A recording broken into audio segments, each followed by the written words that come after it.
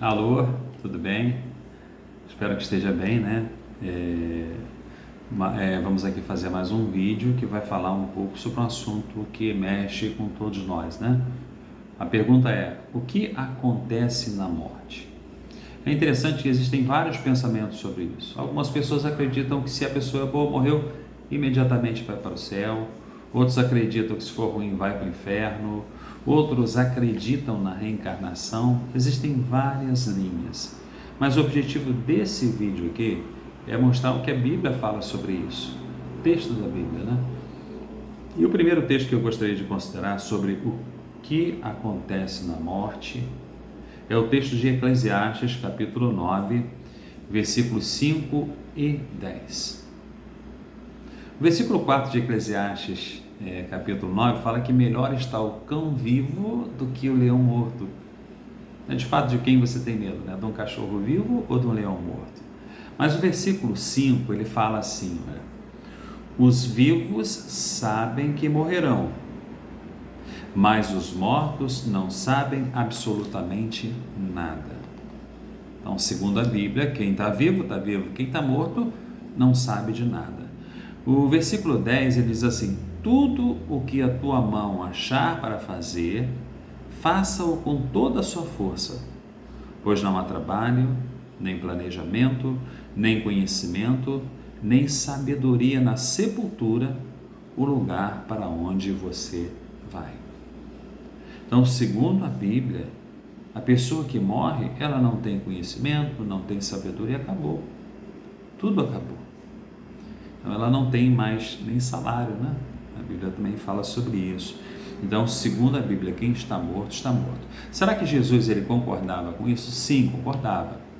Se você abrir a sua Bíblia em João, capítulo 11, versículos 11, 13 e 14, vai ver aquela ocasião em que Jesus revela para os seus apóstolos que Lázaro morreu. E o relato diz assim no versículo 11, olha, Jesus acrescentou: Lázaro, nosso amigo, adormeceu, mas eu vou lá para acordá-lo. Jesus, no entanto, havia falado da morte dele, mas eles imaginavam que estivesse falando do sono natural.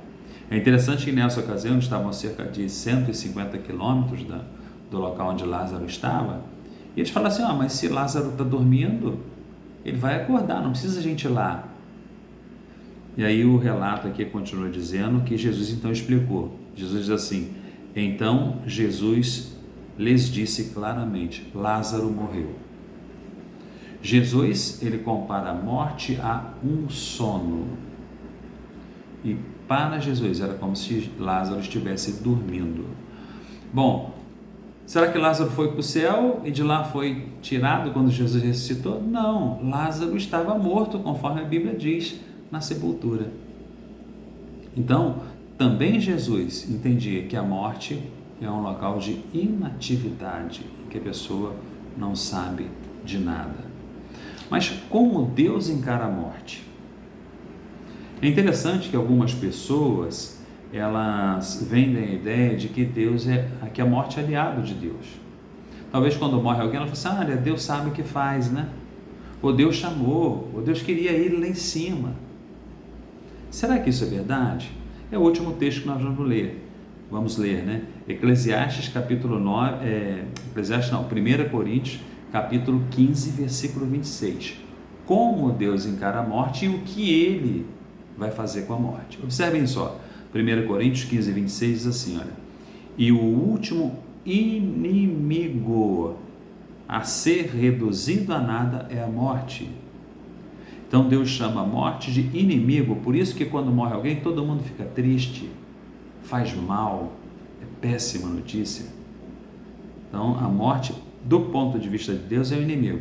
E nesse texto ainda diz que ela vai ser reduzida a nada. Então Deus ele vai acabar com a morte. Bom, mas agora a pergunta é: e essas pessoas que já morreram? Existe alguma esperança para elas? Esse é o assunto do próximo vídeo.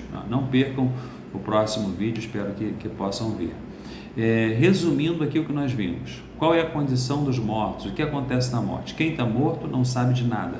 Eclesiastes capítulo 9, versículos 5 e 10 mostra que a pessoa não sabe mais de nada.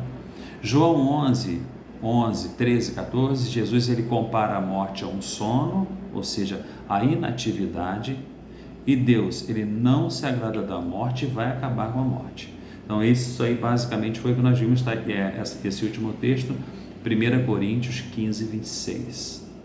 Então, queremos agradecer a sua atenção aí, vamos aguardar então o próximo vídeo que vai falar sobre que esperança existe para aqueles que morreram. Um grande abraço e até a próxima.